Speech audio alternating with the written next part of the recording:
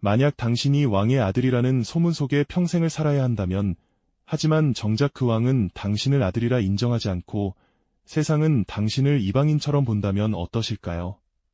고려의 마지막 불꽃이 서서히 꺼져가던 혼돈의 시대, 한 청년의 운명은 어째서 왕실의 은밀한 비밀과 얽혀 그토록 파란만장하게 흘러갔을까요? 오늘 저희는 단순히 왕의 숨겨진 아들 이야기가 아닌 혼란스러운 격변기 속에서 자신의 정체성을 찾아 헤매고 존재를 증명하려 했던 한 인간의 깊은 고뇌와 처절한 투쟁을 따라가 보려 합니다. 이를 통해 격변하는 시대를 통찰하고 한 인간의 삶이 남긴 의미를 함께 탐구할 기회가 되리라 생각합니다.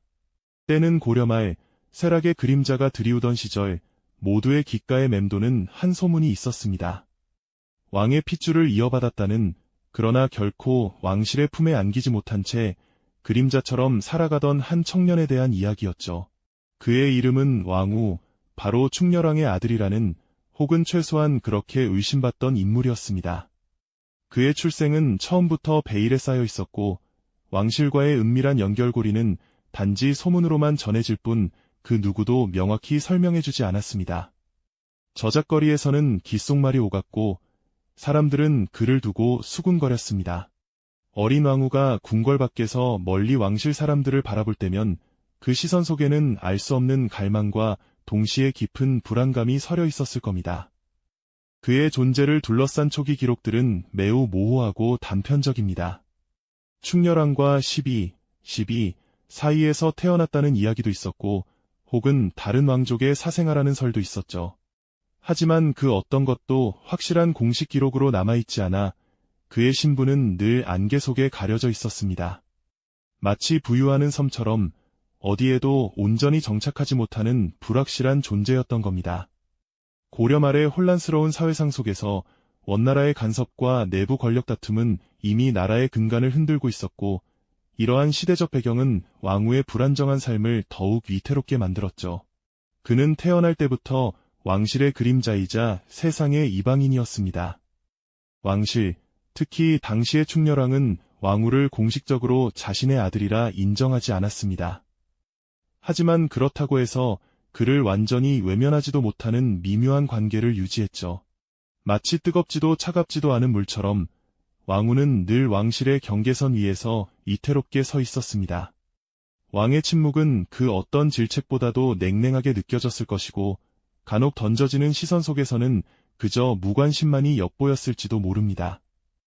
이러한 상황은 어린 왕후에게 깊은 정체성의 혼란을 안겨주었습니다. 나는 누구인가? 나는 어디에 속해야 하는가? 아마도 그는 밤하늘을 보며 홀로 수없이 이러한 존재론적 고뇌에 잠겼을 겁니다. 그는 공식적인 지위를 얻기 위해 여러 번 노력했지만 번번이 좌절의 쓴맛을 보았습니다. 왕실의 인정을 얻으려 애쓸수록 오히려 그를 둘러싼 벽은 더욱 높아지는 듯했죠. 궁궐과 바깥 세상의 경계에 선 그의 뒷모습은 언제나 깊은 고독과 소외감을 느끼게 했습니다. 마치 유리병 너머의 화려한 연애를 바라보는 것처럼 그는 왕실의 일원이 될 수 없다는 답답함 속에서 끊임없이 방황해야 했습니다. 주변의 시선은 그에게 기대와 경계가 뒤섞인 복잡한 감정을 내비쳤고, 이는 왕후에게 더욱 큰 긴장감을 안겨주었을 겁니다. 그의 삶은 처음부터 끝까지 인정받지 못한 왕자의 숙명과도 같았습니다. 그럼에도 불구하고 왕후는 그저 좌절에만 머무르지 않았습니다. 고려 말이라는 격변하는 시대적 상황은 그에게 또 다른 기회를 주었을지도 모릅니다. 원나라의 간섭이 심화되고 신흥 세력이 부상하며 기존 질서가 흔들리던 때 그는 자신의 입지를 다지기 위해 적극적으로 움직이기 시작했습니다. 그가 어떤 방식으로든 자신의 존재를 증명하려 했던 시도는 어쩌면 지극히 당연한 일이었겠죠. 그럼에도 불구하고 왕후는 그저 좌절에만 머무르지 않았습니다. 고려 말이라는 격변하는 시대적 상황은 그에게 또 다른 기회를 주었을지도 모릅니다.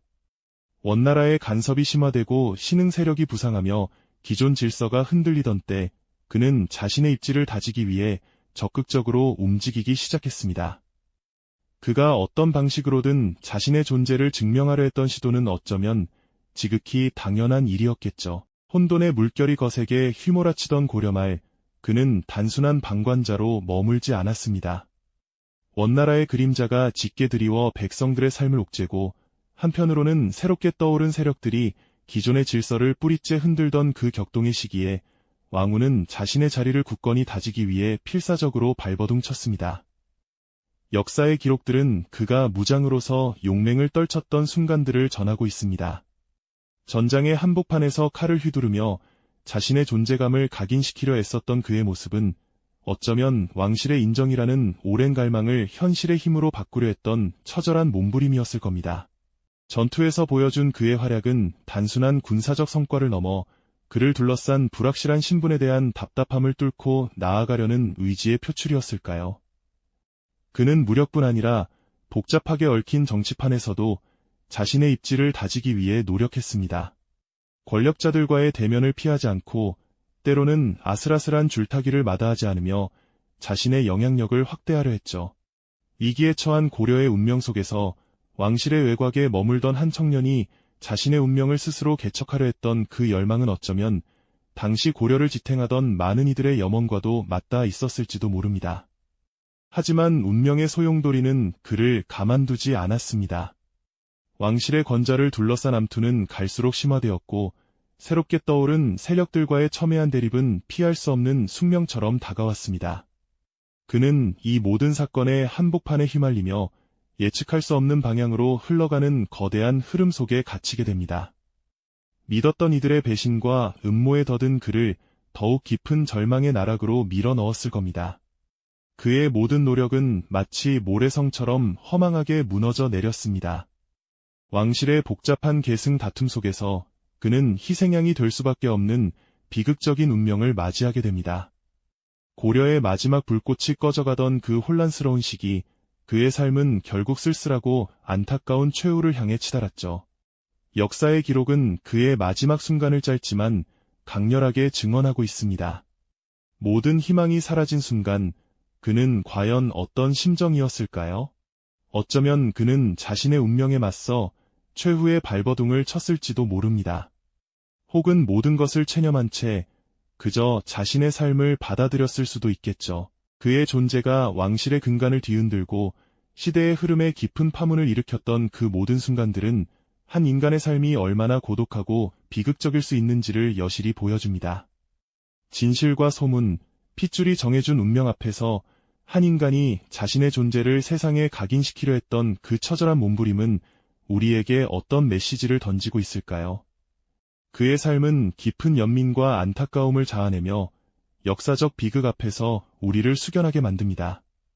왕의 아들이라는 굴레 속에서 자신의 정체성을 찾아 헤매고 끊임없이 존재를 증명해야 했던 한 청년의 이야기는 오늘날을 살아가는 우리에게도 나는 누구이며 어떻게 살아가야 할까라는 근원적인 물음을 던집니다. 현대 사회 속에서 자신의 자리를 찾고 정체성을 확립하려는 우리의 모습과도 크게 다르지 않죠.